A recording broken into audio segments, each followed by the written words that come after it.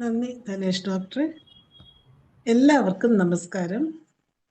IFPHന്റെ 1924 പ്രതിദിന സൂം വെബിനാറിലേക്ക് എല്ലാവരെയും സ്വാഗതം ചെയ്തുകൊള്ളുന്നു. ഇന്ന് നമ്മുടെ ക്ലാസ് ആരംഭിക്കുന്നതിന് മുൻപ് ഒരു നിമിഷം ഈശ്വര പ്രാർത്ഥന. നന്ദി. ഇന്ന് നമുക്ക് അതിഥിയായി എത്തുന്നത് ഡോക്ടർ ജോളി ജനാർദ്ദനൻ മാഡമാണ്. നമ്മുടെ ഈ പ്ലാറ്റ്ഫോമിൽ ആദ്യമായി എത്തുന്ന ജോളി ഡോക്ടറെ IFPH കുടുംബത്തിലേക്ക് പ്രത്യേകം സ്വാഗതം ചെയ്തുകൊള്ളുന്നു.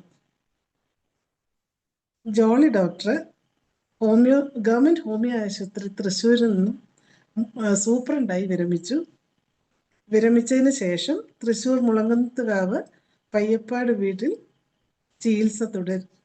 സ്വന്തം വീട്ടിൽ ചികിത്സ തുടരുന്നു. ISKയുടെ ടീച്ചിങ് ഫാക്കൽറ്റിയും മറ്റ് സംഘടനകളിൽ വിവിധ വിഷയങ്ങളിൽ ക്ലാസുകൾ എടുത്തിട്ടുള്ള വ്യക്തിത്വം. 43 വർഷത്തിലധികം ചികിത്സാ പരിചയം. ഇന്നത്തെ വിഷയം ഓട്ടോ ഇമ്മ്യൂൺ രോഗങ്ങളും ഹോമിയോപ്പതിയും, 1-ാം ഭാഗം, സന്ധിവാതം. ഈ വിഷയത്തിൽ ക്ലാസ് എടുക്കുന്നതിന് ഡോക്ടർ ജോളി ജനാർദ്ദനൻ മാഡത്തെ ആദരപൂർവ്വം സ്നേഹപൂർവ്വം ഈ പ്ലാറ്റ്ഫോമിലേക്ക് സ്വാഗതം ചെയ്തുകൊള്ളുന്നു.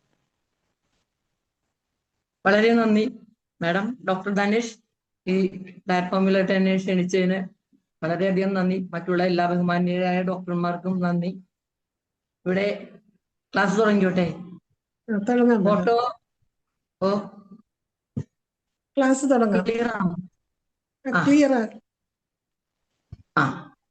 ഇവിടെ നമ്മൾ ആദ്യം ഓട്ടോ ഇമ്മ്യൂൺ രോഗങ്ങൾ എന്ന് പറയുമ്പോൾ അത് എന്താണ് ഓട്ടോ ഇമ്മ്യൂൺ രോഗങ്ങൾ എന്ന് ഒരു വ്യക്തമായ ധാരണ നമ്മൾക്ക് ആവശ്യമാണ്. വ്യക്തമായ ധാരണ എന്ന് പറഞ്ഞാൽ ഓട്ടോ ഇമ്മ്യൂൺ രോഗങ്ങൾ നമ്മുടെ മനുഷ്യ ശരീരത്തിന്റെ എല്ലാ ഭാഗങ്ങളിലും ഓട്ടോ ഇമ്മ്യൂൺ രോഗങ്ങൾ നമ്മൾക്ക് ഇപ്പോൾ മനസ്സിലാക്കാൻ കഴിഞ്ഞിരിക്കുകയാണ്.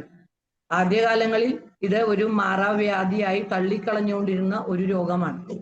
എന്താണെന്ന് മനസ്സിലാക്കാൻ ആദ്യകാലങ്ങളിൽ കഴിഞ്ഞിരുന്നില്ല. അതുകൊണ്ടാണ് വിട്ടുമാറാത്ത രോഗങ്ങളെ നമ്മൾ വിട്ടുമാറാത്ത രോഗങ്ങളായി കണക്കാക്കി അതിന് ഒരു മാനേജ്മെന്റ് മാത്രം കൊടുത്തുകൊണ്ടിരുന്നു. ഇപ്പോൾ അഡ്വാൻസ്ഡ് ആയ നമ്മളുടെ ലാബ് റിപ്പോർട്ട്സുകളും എല്ലാം കൊണ്ട് ഓരോ ഓർഗനും സാധാരണയിൽ കവിഞ്ഞ് രോഗാവസ്ഥ നീണ്ടു നിൽക്കുമ്പോൾ അതൊരു ഓട്ടോ ഇമ്മ്യൂൺ രോഗമായി പരിഗണിക്കണം എന്നുള്ള ഒരു അവസ്ഥ വന്നു ചേരുകയും ആ അവസ്ഥ വളരെയധികം മോശമായി ഇങ്ങനെ പോയിക്കൊണ്ടിരിക്കുകയും ചെയ്യുന്ന ഒരു അവസ്ഥയാണ് ഓട്ടോ ഇമ്മ്യൂൺ രോഗങ്ങൾ. ഓട്ടോ എന്ന് പറഞ്ഞാൽ സെൽഫ് എന്നാണ് അർത്ഥം, സ്വന്തം. ഇമ്മ്യൂൺ എന്ന് പറഞ്ഞാൽ ഇമ്മ്യൂൺ സിസ്റ്റം, സ്വന്തമായി അതിനെതിരെ തിരിയുന്ന അവസ്ഥയാണ് ഓട്ടോ ഇമ്മ്യൂൺ. അപ്പൊ ഇതിന്റെ ബേസ് മനസ്സിലാക്കിയാൽ മാത്രമേ നമ്മൾക്ക് എല്ലാത്തരം വാതരോഗങ്ങളും പ്രത്യേകം മനസ്സിലാക്കി ചികിത്സിക്കാൻ സാധ്യമാകുകയുള്ളൂ. അപ്പോൾ സെൽഫ് ഓട്ടോ ഇമ്മ്യൂൺ ഡിസീസ് അല്ലെ. അപ്പോ അതെന്താണ് ഓട്ടോ ഇമ്മ്യൂൺ ഡിസീസ് എന്ന് പറഞ്ഞാൽ അതിന് ശരിക്കും ഡയഗ്രാംസ് എല്ലാം വരക്കണം. പക്ഷെ വേണ്ട, നമുക്ക് വളരെ സിമ്പിൾ ആയിട്ട് തന്നെ അതെടുക്കാം. ഇമ്മ്യൂൺ സിസ്റ്റം ആണ് നമ്മളുടെ പുറത്തുനിന്നുള്ള ബാക്ടീരിയ ആക്രമിക്കാൻ നമ്മുടെ ശരീരത്തിൽ കയറുമ്പോൾ ഇമ്മ്യൂൺ സിസ്റ്റമാണ് ആ ബാക്ടീരിയകളെ കൊല്ലുന്നത്. അത് നമുക്ക് ചെറിയ ക്ലാസ് മുതലേ തന്നെ നമ്മളെ പഠിപ്പിച്ചിട്ടുണ്ട്. ഇമ്മ്യൂൺ സിസ്റ്റമാണ് ബാക്ടീരിയകളെ കൊല്ലുന്നത്. അപ്പൊ ഇമ്മ്യൂൺ സിസ്റ്റത്തിൽ നിന്നും എന്താണ് പ്രൊഡ്യൂസ് ചെയ്യുന്നത്? ആന്റിബോഡിയാണ് അല്ലെ. ആന്റിബോഡി ഇമ്മ്യൂൺ സിസ്റ്റത്തിൽ നിന്നും പ്രൊഡ്യൂസ് ചെയ്ത് പുറമേ ഉള്ള ബാക്ടീരിയയെ കൊല്ലുന്നു. അത് നമ്മൾ വളരെ ചെറിയ സയൻസ് ക്ലാസ്സിൽ മുതൽ പഠിക്കുന്നു, ആന്റിബോഡി. അപ്പോ എന്തിനെയാണ് കൊല്ലുന്നത്? ഈ ബാക്ടീരിയയെ നേരിട്ട് കൈകൊണ്ടെടുത്ത് നമ്മൾ ഒരു ജീവിയെ കൊല്ലുന്നത് പോലെ കൊല്ലാൻ പറ്റൂലല്ലോ ബാക്ടീരിയ. ബോഡി എപ്പോഴും ഒരു സെൻസിലെ വർക്ക് ചെയ്യാൻ പറ്റുള്ളൂ. അപ്പോൾ പുറമേ നിന്നുള്ള ബാക്ടീരിയകളുടെ ഔട്ടർ കവറിങ്ങിൽ ആന്റിജൻ എന്ന് പറയുന്ന ഒരു പ്രോട്ടീനാണ് ആന്റിജൻ, പുറമേ നിന്നുള്ള ബാക്ടീരിയയുടെ. അപ്പോ അകത്തുള്ള ആന്റിബോഡി പുറമേ നിന്നുള്ള ബാക്ടീരിയയിലെ ആന്റിജനിലാണ് വർക്ക് ചെയ്യുന്നത്. അപ്പൊ ആന്റിജനെ കണ്ടു കഴിയുമ്പോൾ നമ്മുടെ ഇമ്മ്യൂൺ സിസ്റ്റം സൈറ്റോകൈനുകൾ എന്ന് പറഞ്ഞിട്ടുള്ള കുറെ പ്രോട്ടീൻ കെമിക്കൽസിനെ റിലീസ് ചെയ്യും. ആ കെമിക്കൽസ് ആണ് നമ്മുടെ ബോഡിയിൽ അതായത് ബോഡിയിൽ എവിടെയാണ് ശരിക്കും ബാക്ടീരിയാസ് കയറുന്നത്?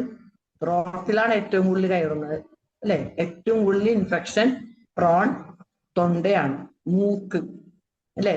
മൂക്കിലും തൊണ്ടയിലും വായിലും ആണ് ഏറ്റവും കൂടുതൽ ബാക്ടീരിയകൾ കയറുന്നത്. അപ്പോ ഇമ്മ്യൂൺ സിസ്റ്റം ഈ സൈറ്റോകൈൻ എന്ന് പറഞ്ഞിട്ടുള്ള കുറെ കെമിക്കൽസ് ഉണ്ട്. അതിൽ ഇന്റർലൂക്കിൻസ് പെടും, ഹീമോകൈനൈസ് പെടും. അവരെ റിലീസ് ചെയ്യും ഓട്ടോഇമ്യൂൺ ആരോഗ്യത്തോടുകൂടി ഇമ്മ്യൂൺ സിസ്റ്റം. അപ്പോ അവര് വന്ന് ബാക്ടീരിയയെ കൊന്നു. അപ്പൊ ബോഡി രക്ഷപ്പെട്ടു. പക്ഷെ അവിടെ കുറെ ഫൈറ്റിങ്സ് ഒക്കെ നടക്കും. അവിടെ ഒത്തിരി WBC വരും, കുറെ പേര് ESR എന്നെ ഫൈറ്റ് ചെയ്ത് ESR ചിലപ്പോ ബോഡിക്ക് പ്രതിരോധ ശക്തി കുറഞ്ഞാൽ ESR കൂടി വരും. കാരണം കുറെ ബാക്ടീരിയസ് ചത്തുപോകും. സാധാരണഗതിയിൽ അധികം ബോഡിക്ക് പ്രശ്നമില്ലാത്ത വിധത്തിൽ ഇമ്മ്യൂൺ സിസ്റ്റം ഈ സൈറ്റോകൈനുകളെ സാവധാനം റിലീസ് ചെയ്ത് ഈ ബാക്ടീരിയയെ കൊല്ലും. അതാണ് ഒരു നോർമൽ ഫങ്ഷൻ. നോർമൽ ഫങ്ഷൻസ് അറിഞ്ഞാൽ മാത്രമേ ഓട്ടോ ഇമ്മ്യൂൺ ഡിസോർഡർ ടൈമിൽ ബോഡി എന്ത് ചെയ്യുന്നു എന്ന് നമ്മൾക്ക് മനസ്സിലാവുള്ളൂ. അപ്പോ നമുക്ക് ഇത് ഒന്നും കൂടി നമ്മൾ ക്ലിയർ ആക്കുകയാണ്. കാരണം ഇത് വളരെ ഗഹനമായ ഒരു വിഷയമാണ്. അത് ഇത്രയും സിമ്പിളായ ഒരു വാക്കിലാണ് പറഞ്ഞിരുന്നത്. കാരണം ഇതറിഞ്ഞാൽ മാത്രമേ എല്ലാ ഓട്ടോ ഇമ്മ്യൂൺ ഡിസോർഡേഴ്സും നമ്മൾക്ക് ഈസി ആയിട്ട് എക്സ്പ്ലെയിൻ ചെയ്യാനും മനസ്സിലാക്കാനും പറ്റുള്ളൂ.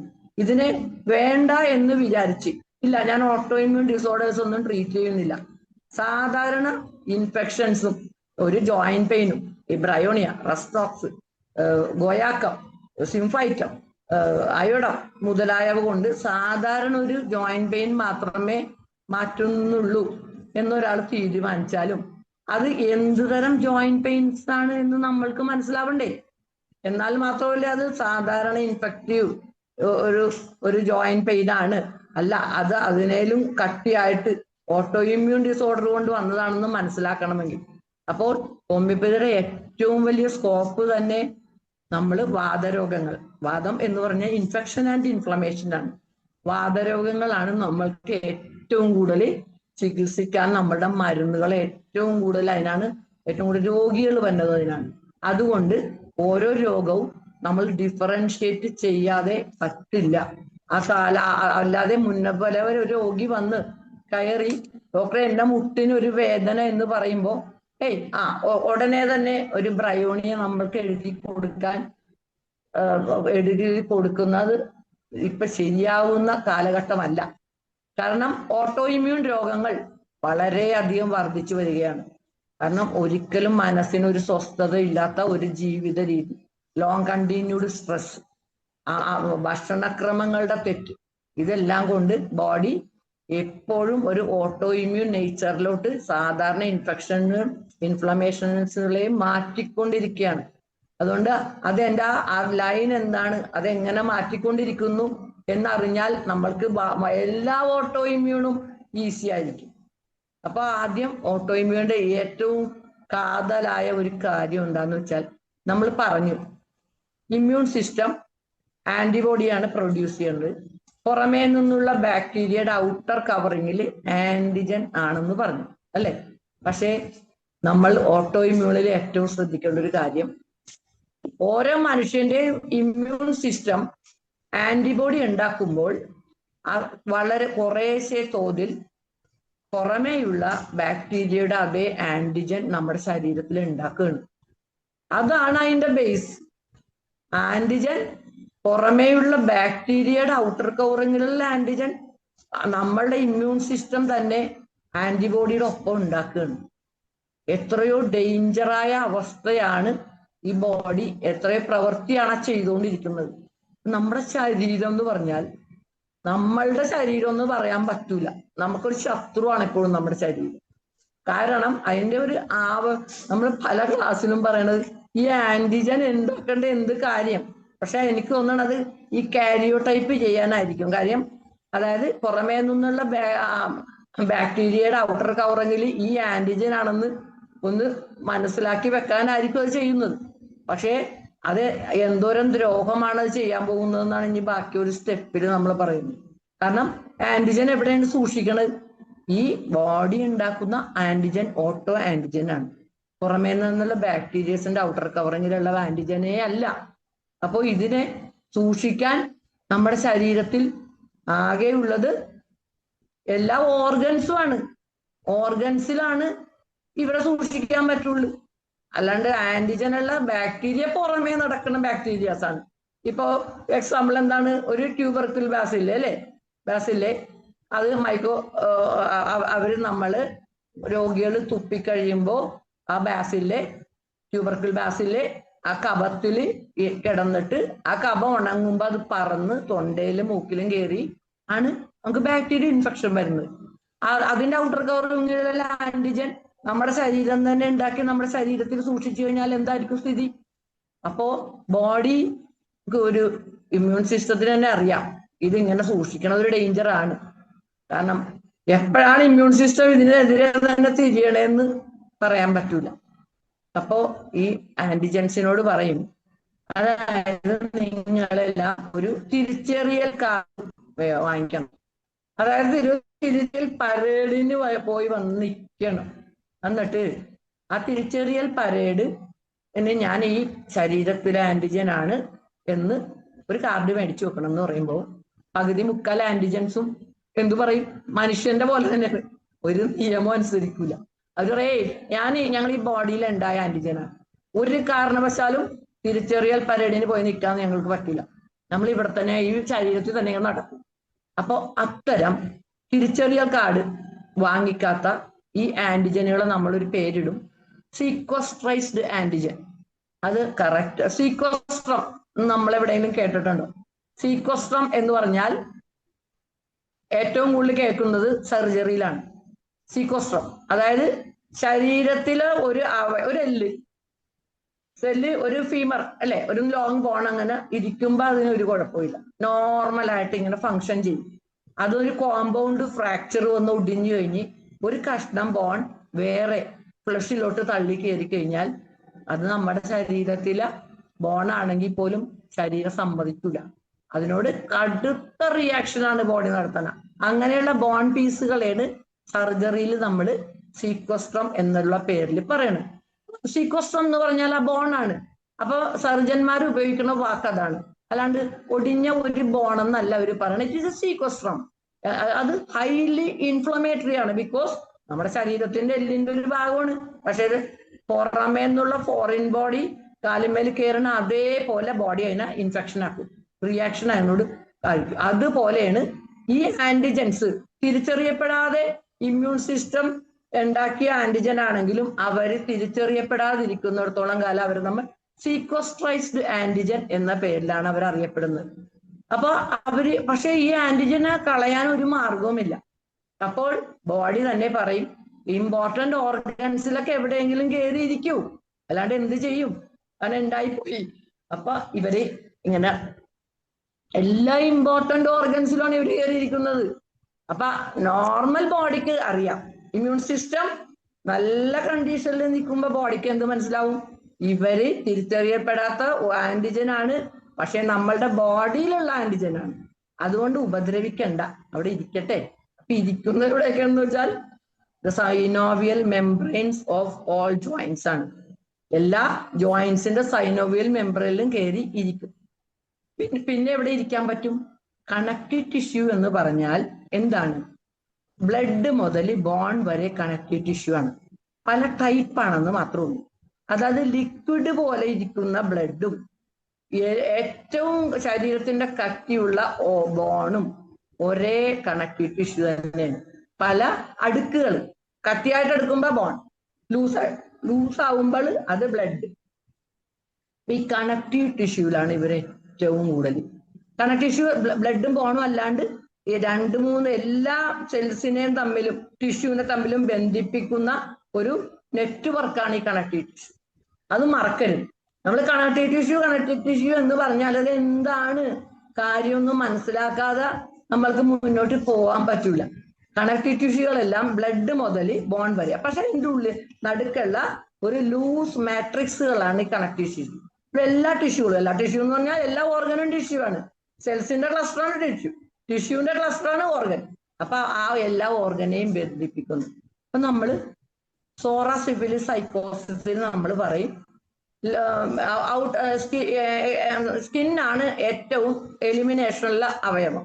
അവിടെ വന്ന രോഗങ്ങളെ നമ്മൾ ഓയിൽമെന്റ് ഒക്കെ പുരട്ടി ഉള്ളിലോട്ട് സപ്രസ് ചെയ്യുമ്പോൾ അവരെവിടെയാണ് പോയി സപ്രസ് ചെയ്യുന്നത്? കണക്റ്റീവ് ടിഷ്യൂലാണ് സപ്രസ് ചെയ്യുന്നത്. ഓർഗനോട് അത് പറയുന്നില്ല. എവിടെയാണ് നമ്മൾ സപ്രഷൻ എന്ന് പറയും അല്ലെ? പക്ഷെ ഒന്നും പറയണ്ടേ, എക്ടോഡോ മീസോഡോ എൻഡോഡോ അല്ലെ? 3 ഡെർമൽ ലെയറുകൾ പറയുന്നുണ്ട്. അപ്പൊ ആ ഏറ്റവും ഡീപ്പായ ലെയറാണ് കണക്റ്റീവ് ടിഷ്യൂ. ആ കണക്റ്റീവ് ടിഷ്യൂ എന്ന് ഓർഗനോൺ പറയുന്നില്ല. It goes into the deeper and deeper layer എന്ന് പറഞ്ഞാൽ കണക്റ്റീവ് ടിഷ്യൂ ആണ് ഈ ഡീപ്പർ ലെയർ. അപ്പൊ അവിടെ എപ്പോഴും സപ്രഷൻസ് ആണ്. സ്കിന്നിന്റെ സപ്രഷൻ, മെഡിസിൻ കഴിച്ചതിന്റെ സപ്രഷൻ. ആ ലെയറാണ്, അത്രയ്ക്ക് ഗൗരവമായ ലെയറാണ്. അത് ബോഡീനെ മൊത്തം വ്യാപിച്ചു കിടക്കുന്ന ലെയറാണ്. അവിടെ ഒരു ഇൻഫ്ലമേഷൻ വന്നു കഴിഞ്ഞാൽ ഒരു വെടിക്കെട്ടിന് തീ കൊടുക്കുന്ന പോലെയാണ് ഇൻഫെക്ഷൻ. അത്രയ്ക്ക് പ്രോണാണ് ഇൻഫെക്ഷൻ ബോഡി മൊത്തം. അതാണ് നമ്മൾ കണക്റ്റീവ് ടിഷ്യൂ ഡിസോർഡേഴ്സ് എന്ന് പറഞ്ഞാൽ. തലമുടി മുതൽ നഖം വരെയും ഇൻഫെക്ഷൻ ആവാനുള്ള സാധ്യത എന്താ? ബേസ് ആണ് ബോഡിയുടെ കംപ്ലീറ്റ് ടിഷ്യൂവിന്റെ ഇടയ്ക്കുള്ള സാധനമാണ്. അപ്പൊ അതാണ് കണക്റ്റീവ് ടിഷ്യൂ ഡിസോർഡേഴ്സ്. നമ്മൾ വരുമ്പോ അത് മറക്കരുത്. അപ്പോ ഈ ആന്റിജൻസ് കണക്റ്റീവ് ടിഷ്യൂവിലും പോയി ഇരിക്കുകയാണ്. ഇവരെല്ലാവരും ഇവർക്ക് എവിടെ വേണമെങ്കിലും ഇരിക്കാം. കാരണം ഇവർ ബോഡിയിൽ ഉണ്ടായിരിക്കുന്ന ഒരു ആന്റിജൻ അല്ലേ. ഇപ്പൊ കണക്റ്റീവ് ടിഷ്യൂവിൽ കുറെ പേര് പോയിരുന്നു. അങ്ങനെ എല്ലായിടത്തും ഇരിക്കും കേട്ടോ. നോർമൽ ബോഡിയിൽ ഇവരെവിടെ ഇരുന്നാലും ബോഡി റിയാക്റ്റീവ് ഇല്ല. അറിയാം, ബോഡിക്ക് അറിയാം. പക്ഷെ എപ്പോഴാണ് സെൽഫ് അല്ലെ, സെൽഫ് ഇമ്മ്യൂൺ അവനവന്റെ തന്നെ ശരീരത്തിനെ ആക്രമിക്കാൻ തുടങ്ങുന്നതെന്ന് വെച്ചാൽ ഇത് ഓട്ടോ ഇമ്മ്യൂണിന്റെ ഏറ്റവും ബേസ് സ്ട്രെസ് ആണ്. അതും 1-2 ദിവസത്തെ സ്ട്രെസ് അല്ല. ഈ സ്ട്രെസ് എന്ന് പറഞ്ഞാൽ ലോങ് കണ്ടിന്യൂഡ്. ഇപ്പൊ ഒരാളുടെ ഒരു വീട് അത് വിറ്റു, അയാൾ ഫൈനാൻഷ്യൽ പ്രോബ്ലംസ് ഒന്ന് വിറ്റു. പക്ഷെ അയാൾക്ക് ആ വീടിനോട് ഭയങ്കര അറ്റാച്ച്മെന്റ് ആണ്. അപ്പോ നിരന്തരം അതിനോടുള്ള വിറ്റ് കഴിഞ്ഞ സാധനം എടുക്കാൻ പറ്റൂലല്ലോ. അപ്പൊ എക്സൈറ്റിംഗ് ആൻഡ് മെയിൻറ്റെയിനിങ് കോസ്, അത് മൈൻഡ് അല്ലെ. അപ്പൊ രണ്ടാമത്തെ ഏറ്റവും വലിയ ഓട്ടോ ഇമ്മ്യൂൺ ഡിസോർഡേഴ്സിന്റെ ട്രിഗർ എന്താണ്? ട്രിഗർ എന്നാണ് നമ്മൾ ഇതിനെ പറയുന്നത്. അതായത് ഓട്ടോ ഇമ്മ്യൂണ് ഇമ്മ്യൂൺ സിസ്റ്റം തിരിഞ്ഞ് ഓട്ടോ ഇമ്മ്യൂൺ ആവാനുള്ള ഏറ്റവും വലിയ trigger death of nears and friends ആണ്. അത് നമ്മൾ വളരെയധികം ശ്രദ്ധിക്കപ്പെടേണ്ട ഒരു കാര്യമുണ്ട്. ഡെത്ത്, ഒരു ഹസ്ബൻഡ് വൈഫ് പെട്ടെന്ന് മരിക്കുന്നു, അപ്പോൾ സിസ്റ്റം തകരാറിലാവുകയാണ്. അല്ലെങ്കിൽ ഫ്രണ്ട്സിന്റെ മരണം. അത് ഹോമിയോപ്പതിയാണ് മൈൻഡിനെ വെച്ച് മരുന്ന് കൊടുക്കുന്ന സിസ്റ്റം എന്നാണ് നമ്മൾ അവകാശപ്പെടുന്നത്. അതിലാണ് നമ്മളുടെ ബേസ് നമ്മൾ ഇടുന്നതെങ്കിൽ പോലും അലോപ്പതിയിലെ അല്ലാതെ നമ്മുടെ പ്രാക്ടീസ് ഓഫ് മെഡിസിനുകളിൽ എത്രയോ കാലം മുമ്പ് എഴുതി വെച്ചിരിക്കുന്നു ഹൈപ്പർ തൈറോയിഡിസത്തിന്റെ ഏറ്റവും ട്രിഗർ ആയിട്ടുള്ള റീസൺ ദ ഡെത്ത് ഓഫ് നിയേഴ്സ് ആണെന്നാണ്. നമ്മളത് വായിക്കുമ്പോൾ അതിശയിക്കണേ. കാരണം അവരെ മൈൻഡിനെയൊന്നും അവര് മെറ്റീരിയലിസ്റ്റ് ആണവര്. മൈൻഡിനെ ഒന്നും അവര് ശ്രദ്ധിക്കാറില്ല. അവര് ബാക്ടീരിയ, വൈറൽ, ഫംഗസ് ആണെന്നൊക്കെ നമ്മൾ വിചാരിച്ചു. പക്ഷേ ഹൈപ്പർ തൈറോയിഡിസം നമ്മൾ ഗ്രേവ്സ് ഡിസീസ് എടുത്തു നോക്കുമ്പോൾ അതിൽ എഴുതിയിരിക്കുന്നത് the death of the nearest. അതായത് റിലേറ്റീവ്സ് ആവാം, ക്ലോസ് ഫ്രണ്ട്സ് ആവാം. അപ്പോ ആ ഒരു പോയിന്റ് നമ്മൾക്ക് ഒരിക്കലും തള്ളിക്കളയാൻ പറ്റില്ല. അതൊരു ട്രിഗർ പോയിന്റ് ആണ്. പിന്നെ ഇൻഫെക്ഷൻസ് ഒരു ട്രിഗർ പോയിന്റ് ആണ്. Long continued mental anxiety and worry ഒരു ട്രിഗർ പോയിന്റ് ആണ്. ഒരു രോഗി വരുമ്പോൾ പെട്ടെന്ന് അവർക്കൊരു ക്ഷീണം വരുമ്പോൾ അവർ പറയുന്നതാണ്, എന്റെ തന്നെ എനിക്ക് അനുഭവമുള്ള പേഷ്യന്റ് ആണ്. അവർ പറയുന്നതാണ് ഭയങ്കര ക്ഷീണം, പക്ഷെ അവരുടെ ഹസ്ബൻഡ് ഒരൊറ്റ മാസം മുമ്പ് മരിച്ചു. ഞാൻ എപ്പോഴും പറയുന്ന ഈ ഫാമിലി ഡോക്ടേഴ്സ് എന്ന് പറഞ്ഞാൽ വളരെയധികം ആവശ്യമുള്ള ഒരു സിസ്റ്റമാണ് അത്. കാരണം ആ ഡോക്ടർക്ക് എല്ലാ കാര്യങ്ങളും അറിയാം ആ രോഗീനെ പറ്റി. അപ്പൊ ഇവര് എത്രയോ അവരുടെ ഹസ്ബൻഡ് മരിച്ച അവർക്ക് എന്തൊക്കെ ബുദ്ധിമുട്ടുണ്ടാവും, എന്തൊക്കെ ഉണ്ടാവും എന്ന് എനിക്ക് മനസ്സിലാവും വ്യക്തമായിട്ട്. കാരണം അവരുമായിട്ട് ഞാൻ 10-20 കൊല്ലത്തെ പരിചയമുണ്ട്.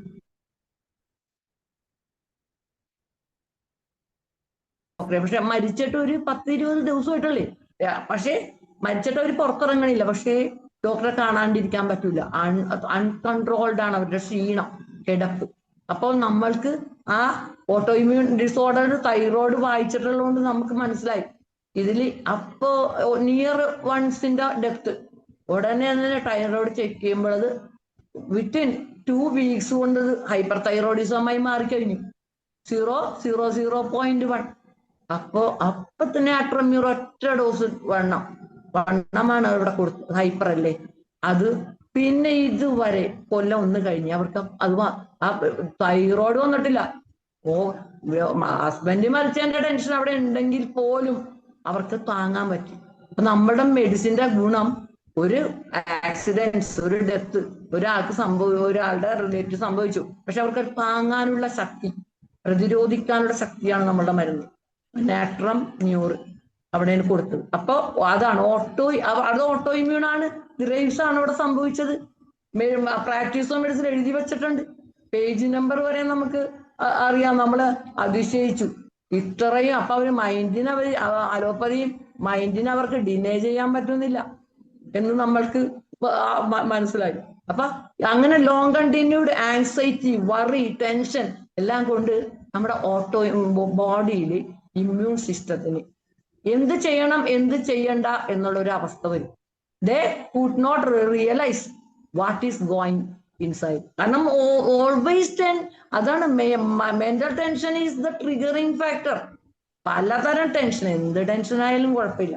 അപ്പോ ഇവിടെ എന്താണ് അവിടെ സംഭവിക്കണത് എന്നറിയും. കണക്റ്റീവ് ടിഷ്യൂല് മുഴുവനും ആന്റിജൻ ആണ് ഇരിക്കുന്നത്. ബോഡി ഉണ്ടാക്കി വെച്ചിരിക്കുന്ന ആന്റിജൻ. ഒരു സൈനോവിയൽ മെംബ്രെയിൻസിൽ മുഴുവനും ബോഡി ഉണ്ടാക്കി വെച്ചിരിക്കുന്ന ആന്റിജൻ ആണ്. അപ്പോ ഇമ്മ്യൂൺ സിസ്റ്റം തന്നെ ഓർക്കണേ, ഇത് ആരാണ് ഇരിക്കുന്നത്? ആന്റിജൻ. ഇത് എവിടെ നിന്ന് വന്നു മനസ്സിലാവണില്ല. കാരണം അവര് തിരിച്ചറിയൽ കാർഡ് മേടിച്ചിട്ടില്ല. അല്ലെങ്കിൽ ബോഡിക്ക് പിന്നെ സെൻസൈസ് ചെയ്ത് എടുക്കാമായിരുന്നു.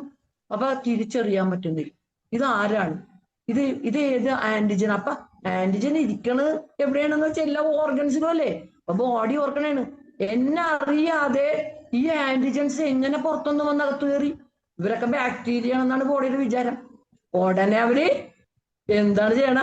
ഇമ്മ്യൂൺ സിസ്റ്റത്തിന്റെ വെപ്പൺസ് ആണ് സൈറ്റോകൈനുകൾ.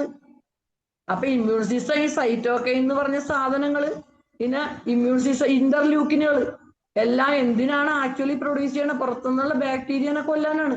പക്ഷേ ഇവിടെ നമ്മുടെ ബോഡിയിൽ ഓരോ ഇമ്പോർട്ടന്റ് അവയവത്തിൽ ഇരിക്കുന്ന ആന്റിജനെ കൊല്ലാൻ ബോഡി തീരുമാനിക്കുകയാണ്.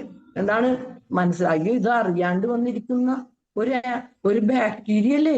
ഇത്രയും ബാക്ടീരിയ ഇവിടെ വന്നിരുന്ന് എങ്ങനെ ശരിയാവും? ഉടനെ ഇമ്മ്യൂൺ സിസ്റ്റം റിലീസ് ചെയ്യും ഇന്റർലൂക്കിൻസ്. ഹൈലി പെയിൻഫുൾ പ്രോട്ടീൻസ് ആണത്. അതിൽ ഇന്റർലൂക്കിൻ 1 to 6 വരെ, 1, 2, 3, 4, 5, 6 ആ ഇന്റർലൂക്കിൻസിന് ബോഡി ഈ ആന്റിജൻ ഇരിക്കുന്ന ഓർഗൻസിലോട്ടാണ് അഴിച്ചുവിടുന്നത്. പിന്നെ ഡിസ്ട്രക്ഷൻ ഇല്ലാതിരിക്കുമോ? Is the destruction. അതിനാണ് നമ്മൾ auto immune disorders and diseases എന്ന് പറയുന്നത്. അപ്പൊ അതിന്റെ ബേസ് മനസ്സിലായില്ലേ? ഈ ബേസ് ഇട്ട് കഴിഞ്ഞാൽ നമുക്ക് ഏത് ഡിസീസിനാണ് എക്സ്പ്ലെയിൻ ചെയ്യാൻ പറ്റാത്തത്. അപ്പോ ബോഡി അതിൽ ഇന്റർലൂക്കിൻസ് ഉണ്ട്, TNF alpha, tumour necrotizing factor alpha. അവരൊക്കെ തന്നെ പുറത്തുള്ള ബാക്ടീരിയനെ കൊല്ലാൻ വേണ്ടി ഉണ്ടാക്കിയേക്കുന്ന സൈറ്റോകൈനുകളാണ് അതൊക്കെ. ഈ സൈറ്റോകൈനുകൾക്ക് 2 പ്രശ്നങ്ങളാണ് ഇവിടെ സംഭവിക്കുന്നത്. നമ്മുടെ കോവിഡ് വന്നപ്പോഴും സാർസ് പോലെയുള്ള രോഗങ്ങളും വന്നപ്പോഴും നമ്മൾ എന്ത് ചെയ്ത്? അവിടെ ആന്റിജൻ ഇല്ല. നമ്മളെ ബോഡി ഉണ്ടാക്കി വെച്ച ആന്റിജനും സീക്വസ്ട്രൈസ്ഡ് ആന്റിജനും ഉണ്ടായിരുന്നില്ല. പക്ഷേ ഈ പുറത്തുനിന്ന് വന്ന കോവിഡ് വൈറസും ഈ സാർസ് വൈറസൊക്കെ വളരെ ശക്തിയായി അവരോട് ബോഡി പ്രതികരിച്ചു. അങ്ങനെ അമിതമായി പ്രതികരിച്ചാലും ബോഡിക്ക് ഇൻഫ്ലമേഷൻ ആണ്. ലിമിറ്റ് കഴിഞ്ഞ് ഈ സൈറ്റോകൈനുകളെ ബോഡി പ്രൊഡ്യൂസ് ചെയ്യുമ്പോൾ അവിടെ ആന്റിജൻ ഇല്ലെങ്കിൽ പോലും അതാണ് ആന്റിജൻ ഇല്ല. വൈറസിന് ആന്റിജൻ ഇല്ലല്ലോ. പിന്നെ എന്തുകൊണ്ടാണ് ഈ സാർസും കോവിഡും ഇത്രയും ഡെത്ത് വന്നത്? കാരണം സാർസും കോവിഡും ഒക്കെ ലങ്സിലല്ലേ എനിക്ക് വന്നത് കയറിയത്. അപ്പൊ ലങ്സിലോട്ടാണ് ഇവർ ഈ കണ്ട ഓട്ടോ ഇമ്മ്യൂൺ ഈ നമ്മുടെ ടോക്സിൻസ് മുഴുവനും എടുത്ത് പ്രയോഗിച്ചത്. അങ്ങനെ ഇത്രയും പേര് ലങ്സിൽ ആണ് ന്യൂമോണിയയും ശ്വാസം കിട്ടാണ്ടും ഓക്സിജൻ ലെവൽ പോയും മരിച്ചുപോയത്. അല്ലാണ്ട് അത് കോവിഡിന്റെ ഒരു സത്യത്തിൽ 10% കോവിഡ് കുറ്റവാളികൾ. ബോഡിയുടെ അമിത എന്ന് വെച്ചാൽ വൈറസ് ബോഡിക്ക് ഐഡന്റിഫൈ ചെയ്യാൻ പറ്റിയില്ല. അതുകൊണ്ട് ബോഡി ഒന്നും മനസ്സിലായില്ല. അപ്പൊ ഒരു ചെറിയ റിയാക്ഷന് പകരം 1000 ടൺ മടങ്ങുള്ള ഒരു ബോംബ് ഇട്ട പോലെയാണ് ലങ്സിലോട്ട് തന്നെയാണ് കൊണ്ടിട്ടത്. അപ്പൊ അവിടെ ഒരു പുറത്തുനിന്നുള്ള വൈറസ് ആയിരുന്നു. ഇവിടെ എന്താണ് സംഭവിക്കുന്നത്? പുറത്തുനിന്നുള്ള ബാക്ടീരിയയുടെ പുറത്തുള്ള ആന്റിജനെ പോലെ നമ്മുടെ ശരീരത്തിൽ ഇരിക്കുന്ന ആന്റിജനെ തെറ്റിദ്ധരിച്ച് അത്രയും തന്നെ സൈറ്റോകൈൻസിനെ കയറ്റിവിട്ടു. അതാണ് ഓട്ടോ ഇമ്മ്യൂൺ ഡിസോർഡറിന്റെ ബേസ് അല്ലെ. നമ്മുടെ ഇമ്മ്യൂൺ സിസ്റ്റം നമ്മൾക്കെതിരെ തന്നെ കാര്യം മനസ്സിലാവാതെ നമ്മൾ റിയാക്ട് ചെയ്തു. അപ്പൊ ഇപ്പൊ മനസ്സിലായില്ലേ? അപ്പൊ എന്താണ് റൂമാറ്റിസം? റൂമാറ്റിസം എന്ന് പറഞ്ഞാൽ ഓൾമോസ്റ്റ് ഓട്ടോ ഇമ്മ്യൂൺ ഡിസോർഡർ ആണ്. കാരണം എന്താണ്? കടുത്ത ഡിസ്ട്രക്ഷൻ, പെയിൻ, സ്വെല്ലിംഗ്, ഡിഫോമിറ്റീസ്. പിന്നെ എന്തുകൊണ്ട് നമ്മൾ റൂമാറ്റിസം എന്ന് പറയുന്നു? കുറെ രോഗങ്ങളിൽ ഉൾപ്പെടുത്തിയിട്ടുണ്ട്. അപ്പോ എവിടെ രോഗം പിടിച്ചാലും അത് അവസാനം ജോയിന്റ്സ് നേറി പിടിക്കും. അതാണ് നമ്മൾ ഓട്ടോ ഇമ്മ്യൂൺ. ഒത്തിരി ഉണ്ട് രോഗങ്ങൾ. നമ്മുടെ അമൃത ഡോക്ടർ ഇംഗ്ലീഷ് സെഷനിൽ ഒരു ക്ലാസ് എടുത്തു. അതായത് ആൻജിയോഡിമ അല്ലെ, ആർട്ടിക്കേരിയയിൽ ഇത് തന്നെയാണ്. നമ്മളോർക്കും അതൊരു വെറും സ്കിൻ ഡിസീസ് ആണ്. പക്ഷെ ഡോക്ടർ എന്ത് കറക്റ്റ് ആയിട്ട് പറഞ്ഞു, ആ സ്കിൻ ഡിസീസ് അല്ല അത്, it is N auto immune disorder ആണ്. കാരണം ബോഡി ബ്രാഡിക്കിനെയും ഹിസ്റ്റാമിനെയൊക്കെ അങ്ങോട്ട് റിലീസ് ചെയ്ത് ഡെർമൽ ലെയറിന് കടുത്ത ഇമ്മ്യൂൺ മീഡിയേറ്റഡ് ഡാമേജ് ഉണ്ടാക്കിയിട്ട് അതാണ് നമ്മൾ ഈ ചൊറിഞ്ഞ് തടിക്കുന്നു എന്ന് പറഞ്ഞിട്ട് വെച്ചോണ്ടിരിക്കും അല്ലെ. അപ്പൊ അക്യൂട്ടൊക്കെ ഉണ്ട്, പൊള്ളാനൊക്കെ കൊണ്ടുണ്ടാവും. പക്ഷെ ഏത് ഡിസീസും ക്രോണിക്കിലോട്ട് പോകുമ്പോൾ തിങ്ക് ഓഫ് ഓട്ടോ ഇമ്മ്യൂൺ. നമ്മുടെ ബോഡി നമുക്കെതിരെ തന്നെ തിരിഞ്ഞ് നിൽക്കുന്നു അല്ലെ. സിഫിലിറ്റിക് മൈസൊക്കെ അതാണ് പറയണത്.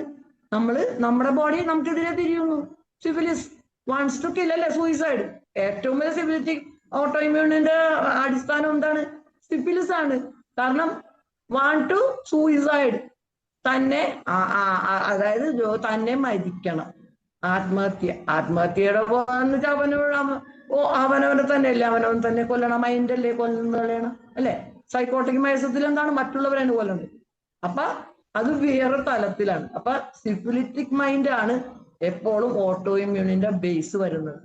ഓട്ടോ ഇമ്മ്യൂൺ ഡിസോർഡേഴ്സ് ഇനി നമുക്ക് ഏത് ഡിസീസും എക്സ്പ്ലെയിൻ ചെയ്യാം. ഓട്ടോ ഇമ്മ്യൂൺ ഡിസോർഡറിൽ വൺ ഓഫ് ദ മേജർ സ്കിന്നിമേ തന്നെ പിടിച്ചപ്പോ തന്നെ നമുക്കറിയാം. അമൃത ഡോക്ടർ പറഞ്ഞ പോലെ തന്നെ ആർട്ടിക്കേരിയ എന്ന് പറഞ്ഞ ഒരു ചെറിയ ലെവലാണ്. അതായത് ഒരു പൊള്ളൻ കൊണ്ട് കടിച്ചു പൊങ്ങി, അല്ലെങ്കിൽ ഇങ്ങനെ എന്തെങ്കിലും പ്രാണി കടിച്ചിട്ട് പൊങ്ങി. പക്ഷേ നമ്മൾ ആൻജിയോഡിമ എന്ന് പറയുമ്പോൾ അതിന്റെ ലെവൽ മാറി. അത് ആ ചെറിയ ബോഡിയുടെ റിയാക്ഷൻ അല്ല, അത് പക്ക ഓട്ടോ ഇമ്മ്യൂൺ ആണ്. പിന്നത്തെ ഒരു ഓട്ടോ ഇമ്മ്യൂൺ എന്താണ്? സോറിയാസിസ് അല്ലേ. സ്കിന്നിന്മേന്ന് തന്നെ നോക്കിക്കഴിഞ്ഞാൽ നമുക്ക് ഇതിൽ വെച്ചിട്ട് എന്ത് ഈസി ആയിട്ട് നമുക്ക് ഡിസീസ് ഡിസ്ക്രൈബ് ചെയ്യാം. ഇതോടുകൂടി എനിക്ക് സത്യത്തിൽ ഇനിയൊന്നും എടുക്കേണ്ട ആവശ്യമില്ല. ബാക്കിയെല്ലാം നമ്മുടെ ഡോക്ടേഴ്സിന് അറിയാവുന്നതാണ്. എല്ലാവരും എക്സലന്റ് പ്രാക്ടീഷണേഴ്സ് ആണ്. പക്ഷെ നമ്മൾ ഒരിക്കലും ഒരു രോഗി വരുമ്പോ ഓടിച്ചെന്നിട്ട് ഇനി ജോയിന്റ് അനക്കാൻ പറ്റണില്ല, ബ്രയോണിയ, അങ്ങനെ എഴുതരുത്. ഒരു ഡിസീസ് ഡയഗ്നോസ് ചെയ്യാതെ ഒരിക്കലും പോരുത്. കാരണം നമ്മൾ ഉദ്ദേശിക്കുന്നതിന്റെ അപ്പുറമായിരിക്കും ആ പ്രശ്നം. ആ ഒരു രോഗി ഈ സഫർ ചെയ്യും നമ്മളുടെ ഒരു തെറ്റുകൊണ്ട്. കാരണം ഇത് ക്രോണിക് ഡിസീസ് ഇൻസീരിയസ് ഗ്രാജുവലായിട്ടാണ് വരുന്നത്. അപ്പൊ രോഗിനെ ശരിക്ക് പഠിച്ചിട്ട് മാത്രം, ബ്രയോണിയ ആയിരിക്കും ചിലപ്പോ ഇതിന് റൂമറ്റോയ്ഡ് ആർത്രൈറ്റിസിന്, ചിലപ്പോ SLEക്കും നമുക്ക് ഈസി ആയിട്ട് ട്രീറ്റ് ചെയ്യാൻ പറ്റും, സെപ്റ്റിയൊക്കെ കൊടുത്ത്. പക്ഷേ നമ്മൾ അവിടെ SLE ആണ്, റൂമറ്റോയ്ഡ് ആർത്രൈറ്റിസ് ആണ് എന്ന് എഴുതണം. ഡയഗ്നോസ് എഴുതി മാത്രം റൂമറ്റോളജി ട്രീറ്റ് ചെയ്യുക. അപ്പോഴും നമ്മൾ പറഞ്ഞു എന്താണ് ആർത്രൈറ്റിസും റൂമറ്റോളജിയും നമ്മളെ വ്യത്യാസം അല്ലെ. നമ്മളെപ്പോഴും ആർത്രൈറ്റിസ് എന്ന് പറയും അല്ലെ. അയാൾക്ക് അപ്പൊ നീരും വേദനയൊക്കെ വരുമ്പോൾ നമ്മൾ എന്ത് പറയും? ആർത്രൈറ്റിസ്. പിന്നെ എന്താണ് റൂമാറ്റിസും? രണ്ടും രണ്ടു തരത്തിൽ എന്തിനാണ് പറയുന്നത്? ആർത്രൈറ്റിസ് സിമ്പിൾ ഇൻഫെക്ഷൻ ആണ്. അതായത് ഒരു പനി വന്നു, അടുത്ത ജോയിന്റ് പെയിൻ അല്ലെ, പനി വന്നു, അപ്പൊ ബ്രയോണിയയുടെ പനി അല്ലെ, അല്ലെങ്കിൽ അക്കോണൈറ്റിന്റെ പനി. അത് ഫീവർ വിത്താണ്. ഫീവറിന് അവിടെ ഓട്ടോയിമ്യൂൺ ഇല്ല, ഡിസോർഡേഴ്സ് ഇല്ല, ബോഡി മര്യാദക്ക് നിൽക്കുകയാണ്, ഇമ്മ്യൂൺ സിസ്റ്റം നല്ലതാണ്, നമുക്ക് പനി നമ്മളെ മാറ്റി തരും. അപ്പോൾ നമുക്ക് അക്യൂട്ട് ഫീവേഴ്സ് ആണ്. അപ്പൊ നമുക്ക് മെഡിസിൻ ഒക്കെ സാധാരണ കൊടുക്കാം. പക്ഷേ അങ്ങനെ ആ ജോയിന്റ്സിന്റെ വേന മാറും. പക്ഷേ റുമാറ്റോയ്ഡ് ആർത്രൈറ്റിസ് ഇത്രയും ഡീപ്പ് ഡിസ്ട്രക്റ്റിംഗ് ഡിസീസിൽ നമ്മൾ ഒരു ബ്രയോണിയം കൊടുത്തും മിണ്ടാണ്ടിരുന്നാൽ അത് മാറും. Because it assumes auto immune.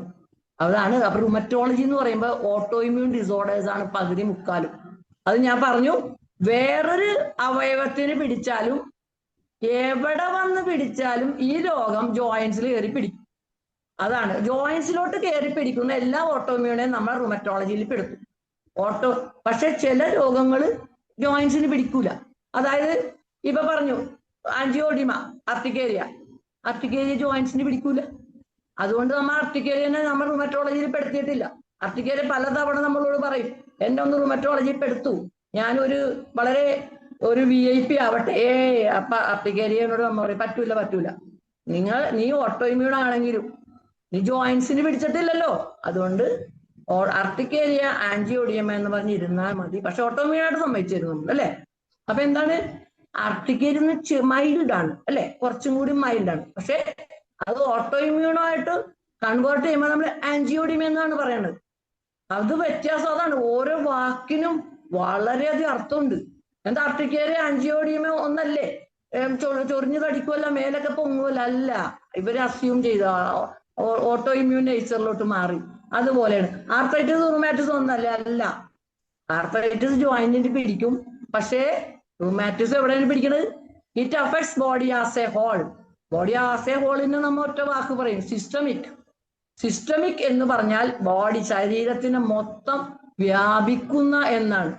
അപ്പൊ നമ്മൾ ഇത്രയും കാര്യം അറിഞ്ഞിട്ട് മാത്രമേ ഒരു ജോയിന്റ് പെയിൻ പോലും എടുക്കാൻ പറ്റുള്ളൂ നമ്മൾക്ക് അല്ലെ.